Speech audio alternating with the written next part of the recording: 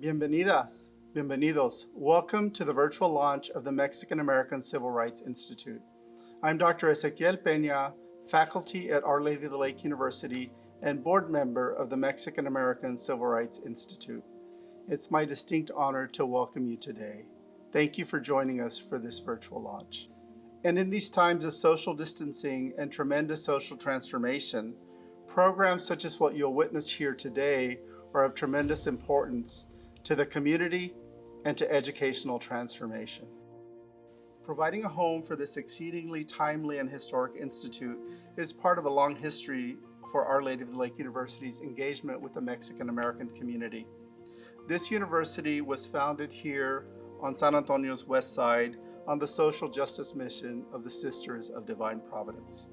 We continue to carry out their heritage through our partnerships with organizations such as the Mexican American Civil Rights Institute. Doing work that matters remains the central purpose of the education we provide, the graduates we produce, and the work we accomplish with and for the community. Now it gives me great pleasure to welcome Dr. Paul Reese, Chair of the Mexican American Civil Rights Institute's Board of Directors.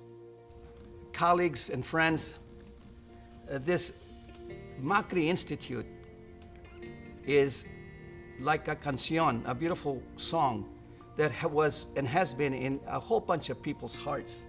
This idea belongs to a whole bunch of people, and it is our honor to be able to host that idea, to bring it to life, to give it substance.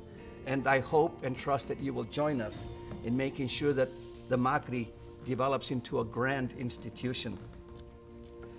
I want to thank also Dr. Ezekiel Pena, who, after we got support from the City Council, agreed to step out of his role at Our Lady of the Lake and become our interim executive director. He has been coaching us, guiding us, managing our work, patiently listening to diverse voices on the board. He's done a superb job, and I want to thank him for sticking with us for the past 9 months. At the same time, Ezekiel has to go back to his work at the university, and we are blessed to have now at the helm Dr. Sarah Gould, who is our interim executive director. And what can I say about Sarah? She's well-prepared, smart, energetic, just a great contribution. And I want to thank her. I want to thank her also for agreeing to step away from the board to be our interim executive director for the next 18 months or so. So I encourage you, friends and colegas, to stay tuned and continue to view our virtual launch. Enjoy, learn, and send us your ideas, send us your suggestions. We'd love to hear from you. I'd like to also say a word or two about a fundraising effort that was brought to my attention by Dr. Bemby Cardenas about 10 months ago. She said, Dr. Reese, it would be wonderful if we also asked local families and local individuals. After all, we have been so blessed since the civil rights movement of the 60s. We now have doctors and lawyers and teachers and businessmen galore, many hundreds of times more than we ever had prior to 1970. Let's ask each other to contribute to the MACRI. If we can ask the council to help us, if we can ask the county commissioners to help us, if we can ask foundations and corporations to help us, certainly our community members and families will want to help as well. So the patronato is our chance to donate money to support the Institute. My wife and I have donated $2,000 to it. Other folks have donated as well, and we have lots of commitments. I encourage you to consider donating to the patronato. Get a hold of Dr. Gould, and she will give you instructions on how to proceed. This is your institute. The Institute, the MACRI Institute, is dedicated to all those past histories that our great-grandparents and grandparents had to go through. Being evicted from their houses, not being able to find housing, living in segregated neighborhoods, fighting the pecan sheller strike, bringing attention to the walkouts in our high schools, because the high school curriculum was insensitive or not serving our needs. The work of Willie Velasquez on voter rights, the work of many others. I'm thinking of my friend Jaime Martinez, who died just recently. But there are many, many more heroes that all of us need to know about. There's also struggles that our community went through. For example, changing our names from Paul to Pablo, or Roman to Roman, or Juan to Johnny. I recall a story of a little girl. Her name was Adriana, and she says, "Dr. Reese, my grandmother's name was Adriana, and I go to school and they change it to Adrienne.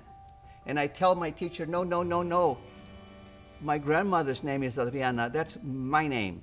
Imagine the psychological impact. Imagine the psychological impact, not just of that little girl, but generations of little girls and little boys whose names were changed, and the message that came with that, or worse, the erasing of our language, being spanked, being punished, being sidelined, being set at the corner for speaking the language our moms and dads taught us. That must have had, I think, a huge psychological impact and social impact on our community. And these are ideas that we want to explore, not to complain, but to make our democracy better, and to make sure that these things don't ever happen again to anybody else. If we remain diligent, all of us, the Mexican American Civil Rights Institute will do great things 80, 90 years from now. The institute, the MACRI Institute, is your institute, and I welcome you to participate in it, to donate it, to lift it up. Gracias, have a good day, and enjoy our virtual lunch. Thank you. It's a great honor to be with you today and to be serving as Interim Executive Director of the Mexican American Civil Rights Institute. MACRI is the culmination of the struggles and the dreams of many generations before us.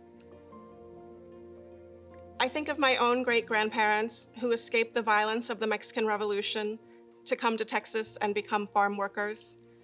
I think of my great-grandparents who, with the help of their children, were able to buy their own small farm. I think of my grandparents who were active leaders in their LULAC chapter. They and so many more contributed to this nation without equal pay, without equal treatment, and without freedom from discrimination because of who they were. Today, we experience these same struggles, but like generations before us, we do not greet inequality with silence, and we will not idly wait for change. Change is ours to make.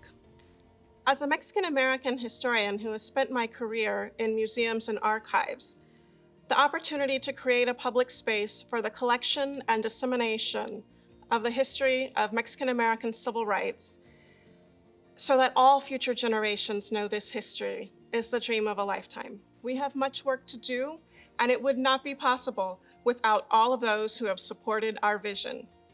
I especially want to thank the City of San Antonio and Bexar County, who provided seed money to launch the Institute. I want to thank Dr. Paul Ruiz, our board chair, and Dr. Ezekiel Pena, our inaugural interim executive director, for their leadership. When Paul and Ezekiel asked me to consider stepping into the position, in the midst of the great resurgence of anti-racist activism, in the midst of the disproportionate impact of the pandemic on our Indigenous, Black, and Brown communities, and in the midst of ongoing assaults on immigrants and our border cultural heritage, it was a sign from above. I want to thank Our Lady of the Lake University for hosting MACRI on their beautiful campus. Their history of commitment to social justice and the Mexican-American community is unparalleled in San Antonio.